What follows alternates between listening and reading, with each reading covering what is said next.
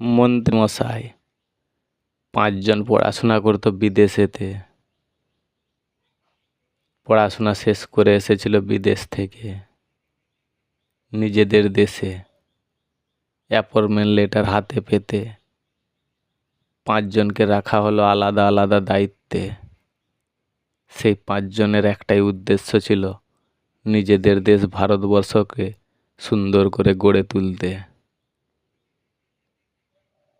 শপথ গ্রহণ করার পরেই 5 জনে একসঙ্গে আলোচনায় বসলো রবিবারেতে। পাকিস্তান ও বাংলাদেশ থেকে এসেছিল কিছু মানুষ ভারত দেশে ঘুরতে।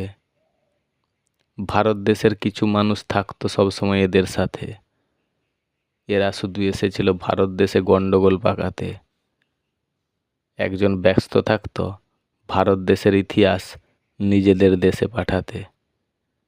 এরা সবাই একসঙ্গে চা খেত আমাদের দেশের যে এখন প্রধানমন্ত্রী তার চা দোকানেতে। অটল বিহারী বাজপেয়ী মাঝে মাঝে আসতো চা খেতে এই দোকানেতে। এদের উদ্দেশ্য ছিল ভারতে কিছুদিন থেকে